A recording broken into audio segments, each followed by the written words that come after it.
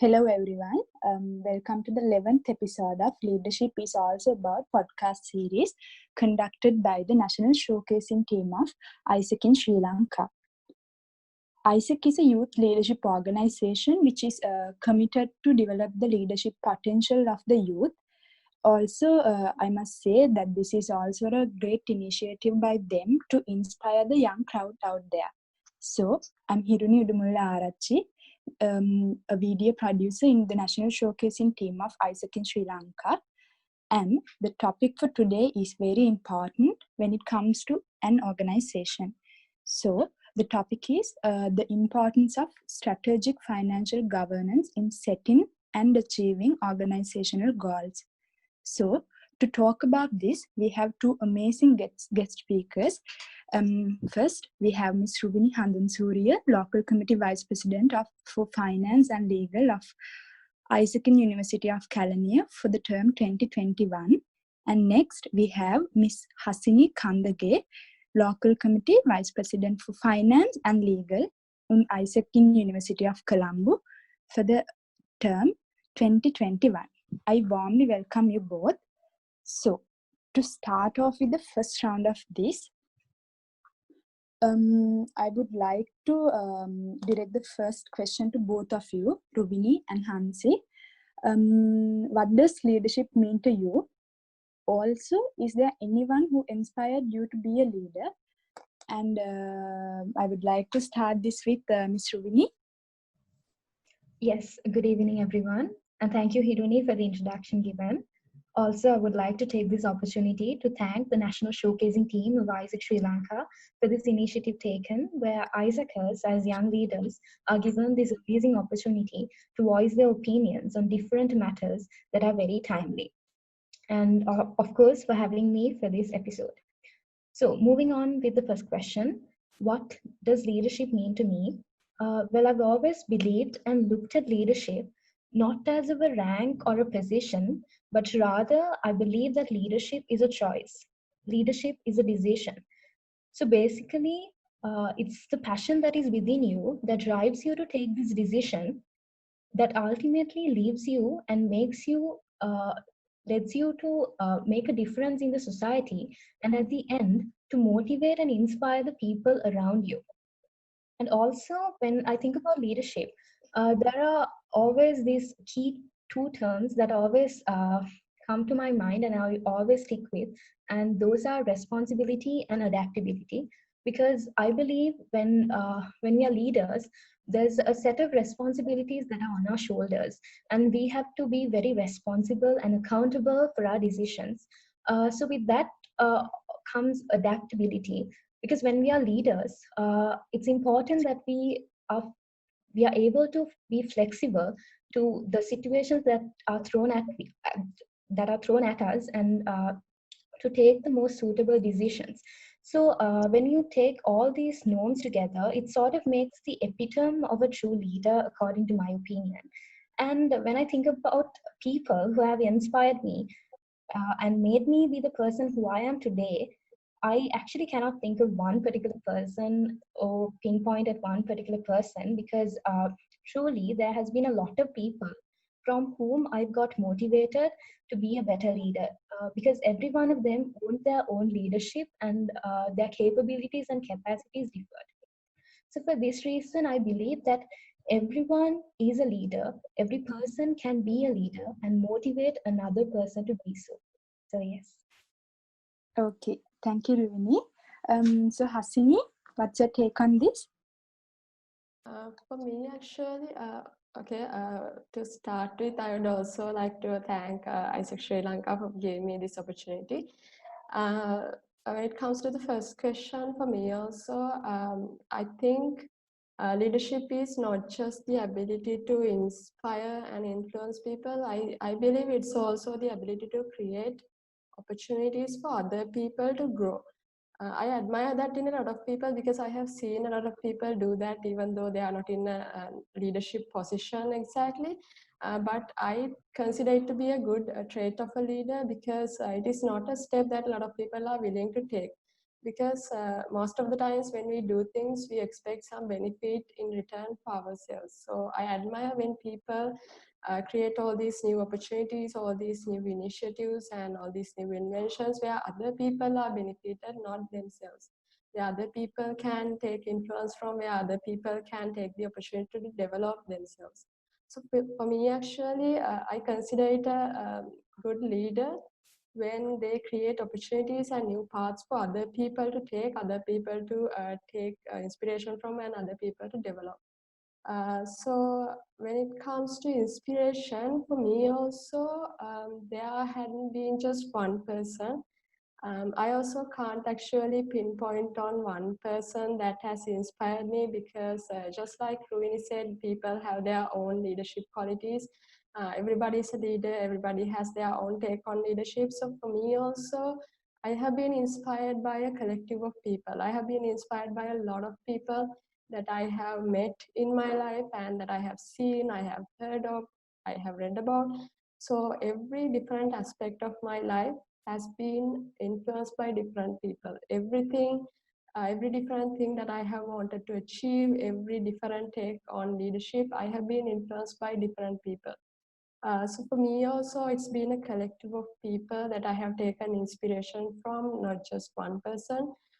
So I consider it to be a good thing because it's important for a leader to take inspiration, take example from um, every other person, every other leadership trait that other people own, because people have different leadership qualities. So yeah, I think a good leader should take inspiration from different people. So for me also, it's a collective of people that I have taken inspiration from. Yes, that is my take on leadership. Okay, thank you, Ruwini and Hasini.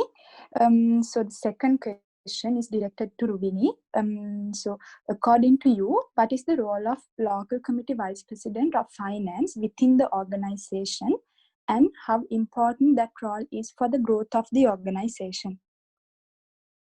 Well, I believe that the role of the local committee vice president of finance and legal initially comes with a lot of responsibility, and it is a role that you always have to take very seriously.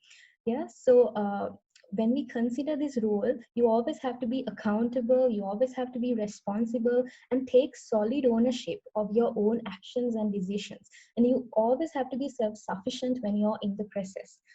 So the role that the local committee vice president of finance and legal plays within the organization becomes key. Why? Because AIESEC, being a global organization and currently running 6 products, there's a lot of data that flows in and out the organization with regards to finances. So we as local committee vice presidents of finance and legal are abide to ensure that AIESEC, this organization that we work in, is 100% sustainable and legal at the same time in all our operations that we are conducting at all levels. So addressing on the second part of the question, Hiruni, as into how important the role of local committee vice president of finance and legal for the growth of the organization, that is very key because we as finance VPs, we keep up with the organizational legality and financial sustainability at the same time. So for a moment, just leave AIESEC aside, take any other organization, any other company, any other NGO, all of them, they surely envisions on being financially sustainable, right? Because at the end of the day, it adds a lot of value to what you do. So there's no different when it comes to AIESEC as well. Because if you are able to run our products very successfully and to be sustainable at the same time, I think it's greatly beneficial at the end of the day. And also, most importantly, it leaves the organization with a very positive image for the general public, right? Who sees this organization from an external perspective. So this will also have a very positive outcome in the long run. So I believe with all these things taken together, as local committee vice presidents of finance and legal, make sure that everything in this organization flows sustainably and balances out this process by tracking the data that flows in and out, and by taking the most suitable decisions, most timely decisions according to the situations that we are given. So basically the role of the local committee vice president of finance and legal becomes and has become a key role in the organizational structure of AIESEC. So that is my take on the question. Okay, thank you, Ruwini. Hasini, my next question is to you. Strategic financial governance include managing organization finance with the intention to succeed. So, according to you, what are the key indicators of strategic financial governance in a youth-run organization like AIESEC? Strategic financial governance, I think it's a broad topic, especially when it comes to non-profit organizations. So in the context of AIESEC, since we are a youth-run organization and we are a not-for-profit organization, and also because we give a lot of importance to youth leadership, I think, and also because better will be the experience and the development that we give to our members and to our exchange participants both. Because end of the day, everything boils down to finance. So it is in our vision in AIESEC to develop every young person in the world. And the way we are hoping to do that is through cross-cultural exchanges. So exchanges are the core business in AIESEC.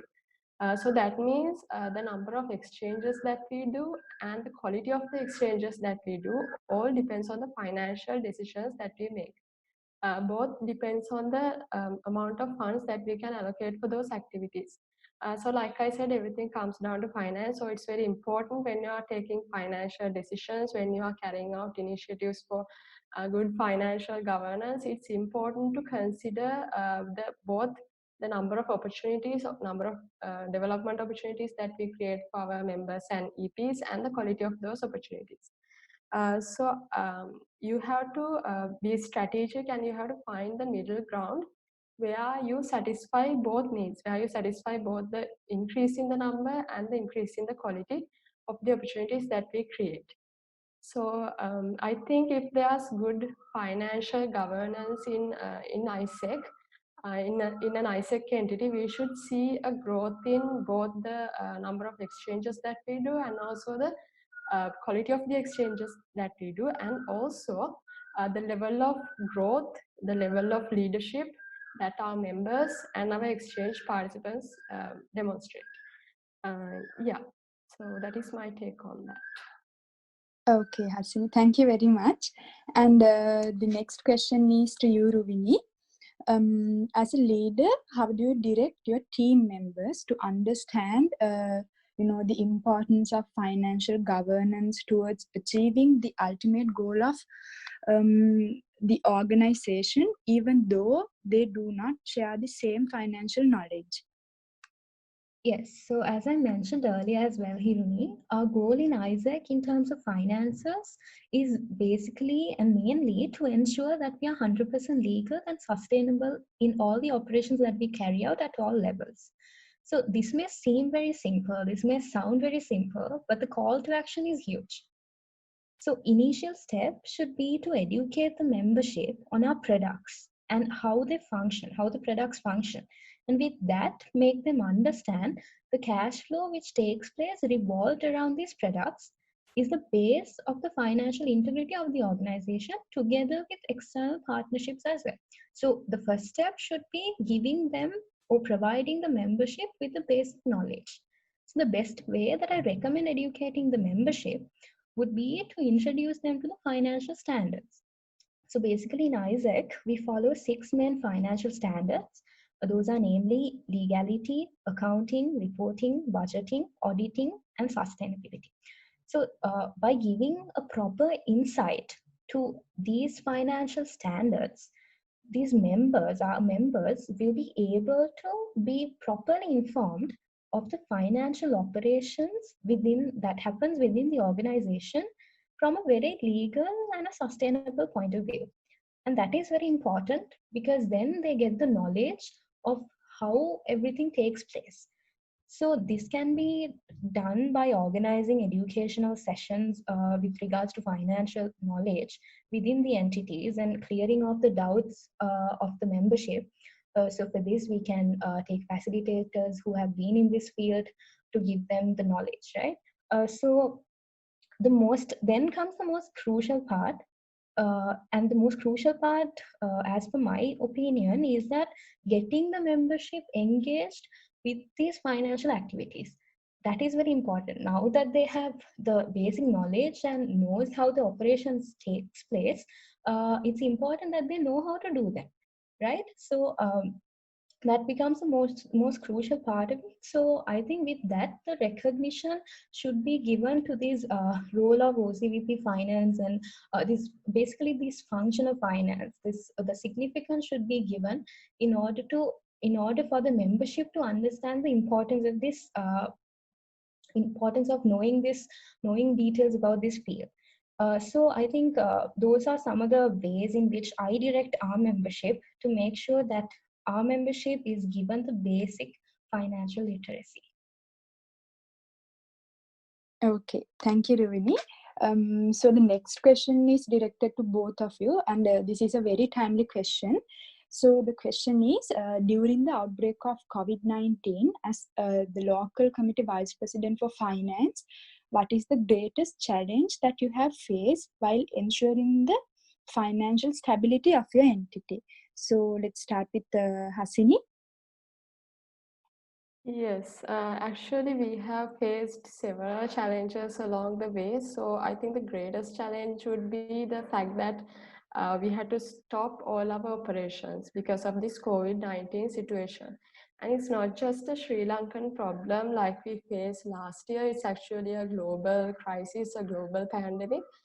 So we had to sorry, we had to stop all our operations, all our core operations. So that meant all our core revenue streams also stopped. So there was no cash flowing into the entity. There was no revenue flowing into the entity. So to carry an entity through a period of time where you don't have any revenue streams is in itself a really big challenge, because even though you don't have any revenue coming in, still there are expenses that is necessary to be made. So one of the biggest challenges was to cut down on core business related expenses, that is all the product related expenses, because the thing is you can't cut down on all the expenses. Actually, there are some investments that you can make from which you can benefit after the pandemic. So you are really convinced to make that kind of expenses, but as the LCVP finance, you have to make sure to ponder all the positive and negative impacts and the return on investment and everything related to that financial decision. And it is a challenge to go ahead with that decision to cut down on those expenses. It is a challenge to convince other people why you have to cut down on those expenses. And also it's a challenge to make the membership understand why we have to take those initiatives that you take in order for your entity to survive through this pandemic. So everything about this pandemic situation has been challenging, especially for LCP finance, because of the fact that we don't have any revenue streams. Once again, it was a challenge to make sure that you cut down on expenses, to understand what expenses that you can cut down on and what expenses that you can put on hold. So in order to keep the stability of the entity, you have to make sure that you are financially strong throughout the pandemic situation, so that you can come out of the pandemic strong enough to start off the operations right away. That has been the biggest challenge for me. And also there's one other thing. I think this is a challenge that was faced by any entity, any organization, is the fact that with stopping our operations, our members also became a little idle. So that was a challenge for me, especially because at the beginning of before the pandemic, actually, I appointed a finance team. So then the pandemic came, and all of a sudden my finance team was idle. And all of a sudden, I didn't have any responsibilities to give them, and I could not deliver on the necessary development that I had promised for them, and I could not give them the necessary exposure and the experience for them to gain that knowledge to carry out their responsibilities even after the pandemic. So it was a challenge for me to identify ways in which I can engage my finance team. It was a challenge for me to find out ways to give them the necessary knowledge so that they can take on responsibilities. Even without the practical exposure, they can take on responsibilities after the pandemic. So like I said, everything about this pandemic was a challenge for, especially for LCVP finance. Yeah, that is from my side. Okay, thank you, Hasini. So, Ruwini, can we know your take on this? Yes, Hiruni. So yes, I also should mention it is a very timely question. So as Hasini also mentioned, all of us were left with a lot of uncertainty with regards to organizational finances, with the situation that we were faced with. So when the pandemic outbreak reached its red lights, when countries went into lockdown, AIESEC as an organization, we also had to close down operations. So with which the capital revenue streams were blocked and the cash flow kind of got messed up. So the challenge that I was faced as the local committee vice president of finance and legal of my entity mainly was that the revenue streams were completely blocked, as I mentioned earlier. Yet there were still expenses to be settled, and I knew for a fact if we as an entity does not come up with a strategic contingency plan for us, for our entity, in terms of finances, financial stability would be a greater issue in the long run. Yeah, so the cash flow of the entity was very unhealthy, and it was not going in both the ways. It was not a win-win situation at all. And the next most challenging thing was to clearly understand and clarify the realities and come up with risk management plans for each reality. Because we had to put on a lot of effort and we had to brainstorm it clearly to understand the uncertainties and the realities that come with it, right? So that was yet another challenge. And anyways, gradually all of us started looking for new revenue streams and building up new partnerships, with which came another challenge. So when we were looking for new revenue streams and developing new partnerships with the external partners, when stepping out to the external market, it was a very uncertain situation. We had to do that in a very uncertain situation. And added to that, we had to do everything on a virtual space. So influencing the partners and opening up for new revenue streams was actually really challenging for all of us. I'm pretty sure Hasini would also agree with me. So anyways, with all of that said and done, I, as the local company vice president of my entity for finances and for finance and legal, I am well aware, still I'm well aware that a lot of challenges are laying ahead of us, and in terms of finances, right? And being solution oriented at this situation would be the key norm that we all should have as finance VPs in this situation, to be able to take the most strategic decisions in the given situations. So yeah, those were some of the challenges that we were faced with, that I was faced with as the finance VP of my entity, and that's my take on that question. Okay, thank you, Ruwini, and I'm pretty sure that must have been very challenging. And the next question is also directed for both of you. So as we all know, progress and organizational growth do not happen in a straight line. The current crisis is an example of that. Therefore, what are the initiatives and the strategies that you have taken to financially strengthen your entity, and especially in the process of replanning and resetting goals? Shall we go with Hasini here? Yes, Ruwini. So, like Ruwini also mentioned, we are still going through the challenges of COVID-19 period, and we are still coming up with new initiatives, new strategies that we can work on during this period of crisis.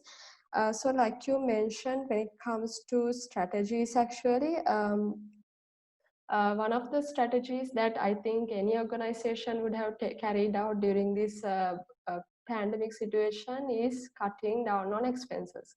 So we had to make a decision to cut down on all the core business related expenses because all our core products, our core operations had to be stopped. So it was not a very easy decision to make. I think I also mentioned this earlier, that we had to consider a lot of aspects regarding those decisions. It had to be very strategic. We had to find out what is best for everyone when we are making the decision to cut down on expenses. Because you can't just, because of this situation, you can't just cut down all the expenses because there are expenses that should be made even through a situation like this. So to identify what kind of expenses that we can cut down on and what kind of expenses and investments that we can put a halt on, so that you can make those expenses after the pandemic when you're financially stronger. It had to be very strategic. We had to gather around, we had to discuss as an executive board about what we are going to do, how we are going to carry out this decision, and how we are going to convince our membership that we have to carry out this strategy, and how we are going to give them the necessary knowledge to adhere to the guidelines that comes with those strategies.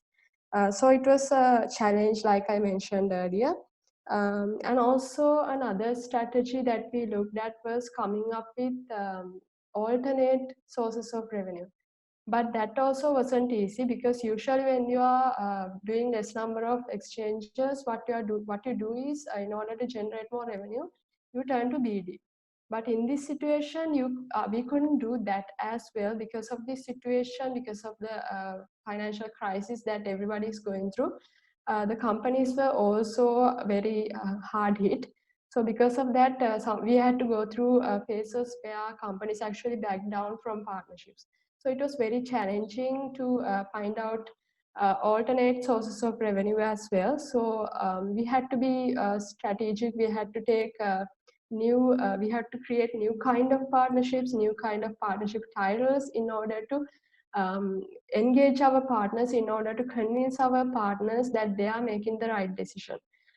So another strategy that we looked at was to make sure that our entity is strong enough uh, to come out of this pandemic and carry out operations normally. Because if you are not taking the necessary steps to ensure that your entity is financially strong during this pandemic situation, it would be very difficult to start normal operations once the situation is better. So we had to come up with all kind of strategies, all different kind of strategies for different products and different activities and operations in order to make sure that we as an entity is financially strong, financially sustainable to start those products, start those operations at the end of the pandemic. So it's been a challenge. It's still a challenge that we are facing. So we are still in the process of coming up with new strategies and new initiatives. So those are some of the things that we have planned for the situation at the hand and for the future.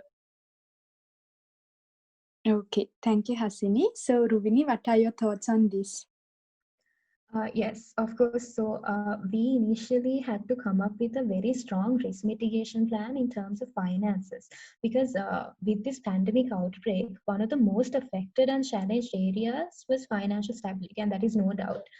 So when it comes to replanning and resetting our organizational goals in terms of operations and finances both, we had to reposition our focuses. That was the first thing that all of us did. So financial sustainability thus became a key focus and an area to constantly give our attention to. Some of the key initiatives were to come up with reviewed budgets for different possible scenarios in which cost cutting became a huge part. So we focused on ways to sustain with minimum expenses and strategic financial management. So those were some of the key areas that we put our focus on. And in setting operational targets, we constantly believed in and we constantly did synergize with the functional VPs or the products in setting very realistic goals that are achievable in real, because that is what should be done in this situation, of course. So the proper synergizing played a key role and still plays a key role in this. Another strategy would be to always make sure that every expense is an actual investment done for the organization. And how do we make sure that happens? Is by always making sure that every cost is given a value in return, and that is important. So nothing is done for no good. And the next strategy was to synergize with the partnership development function and look for new revenue streams. So this involved a lot of creative planning in terms of our timelines and events and projects, etc. And mainly focus on timely deliverables for the partners that would be beneficial for all the parties. So basically, those were some of the key initiatives taken to make sure that the progress of the organization goes smoothly, that the growth of the organization happens smoothly, and this actually is and it should be actually a collective effort of all of us, regardless of our job roles in the given situation. So that's my take on that. Okay, thank you, Ruwini. So this is the last question of the first round of the session, and it is directed to you, Hasini. So according to your experience as the local committee vice president for finance, how do you define the importance of financial decision making in a situation where you had to change the direction of short-term goals in order to ensure the successful achieving of the long-term goals? Yes, Hiruni. So when it comes to goal setting, I believe that you should not compromise your long-term goals in order to achieve your short-term targets. So in financial decision making, it's very important to have a long-term goal for an LCVP finance. For an example, let's say at the beginning of the term, your entity is not financially very strong and your entity is not very financially sustainable. So your long-term goal was to make sure that your entity was once again strong and sustainable financially at the end of the term.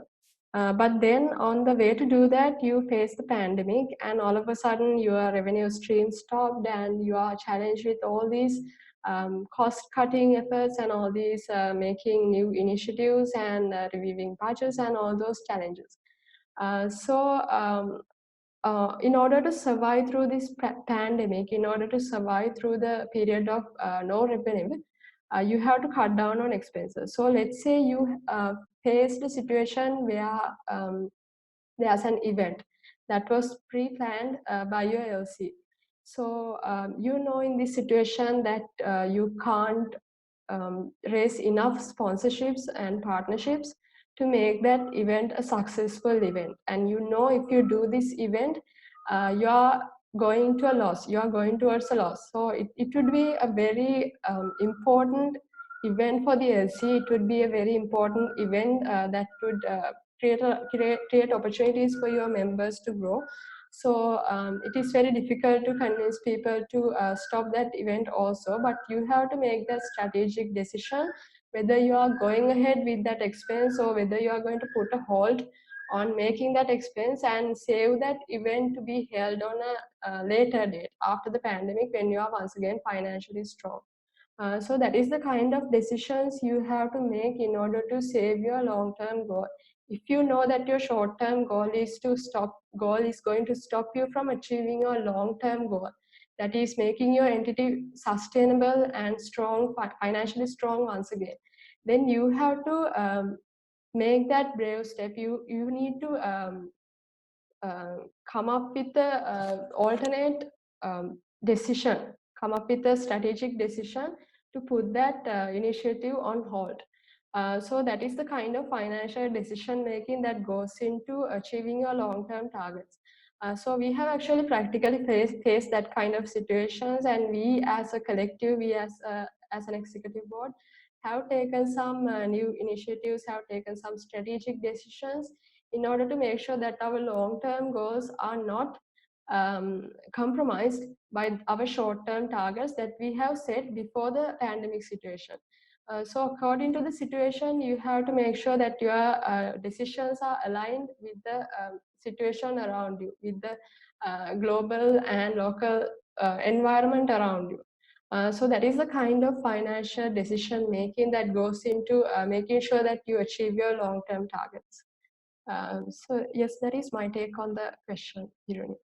Okay, thank you so much, Hasini. So that marks the end of the first round of the session.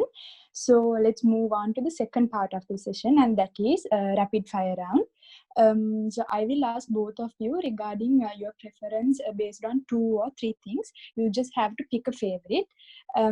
So let's start this off with Ruwini. Ruwini, are you ready? Yes, Hiruni. Okay, so what do you prefer out of chocolate and caramel? Chocolate. Okay, and quality of life or quantity of life? Quality of life. Dawn or dusk? Dusk. Okay, and lead from the front or lead from the back? Lead from the back. Okay, direct or conflict avoidant? Direct. Okay, the last one is being a world citizen or empowering others? Empowering others. Okay, thank you so much, Ruwini. So the next questions are for you, Hasini. So what do you prefer, morning, noon or night? Night. Okay, listening to music or reading a book? Can I take both? Okay. Texting or talking? Talking. Strategic or transformational? Transformational. Okay, thinking or feeling? Feeling. Okay, and the last one is being self-aware or solution-oriented? Self-aware. Okay, so with that, we have finished the 2 rounds of the session. And so to wrap this up, I would like to invite our guest speakers to share a final thought or a little message to our audience. Ruwini? Yes. So as my final remarks, I would like to leave a small message to our listeners, and that is that you always get what you put in. So always make sure that you put in enough effort to make it worth it, regardless of how uncertain the situations might appear. Because at the end of the day, at the end of the line, there's always going to be positivity. So yeah, stay courageous and of course stay safe with the current condition. Also, I would like to thank the National Showcasing team of AIESEC Sri Lanka for having me, and it was indeed a pleasure to be a part of this amazing discussion. Thank you. Hasini, do you have something to add? Yes, so as a final remark, I would like to tell our audience that make every situation an opportunity, because even though the situation is currently not in our favor, you can turn it into a positive thing. I mean, you can stay safe at your home. With the safety of your home, you can come up with ways to strengthen your skills, strengthen your knowledge, and you can start by improving yourself and also help out others to improve themselves. So yeah, like Ruwini said, put an effort into everything that you do. Don't just do because you have to do. Yes, and stay strong and stay safe during this situation, and make sure that you are working on yourself. And also, I would like to thank the National Showcasing team of AIESEC Sri Lanka for having me, and also to Ruwini for her wonderful insights. And it was actually a pleasure to be part of this discussion. And thank you. Okay, thank you, Hasini. So this marks the end of the 11th episode of Leadership is also about podcast series. Before concluding, I would like to thank the National Showcasing team of AIESEC Sri Lanka for the term 2021 and our wonderful guest speakers, Ruwini and Hasini, for their insightful ideas. And thank you all for joining. Good evening, everyone.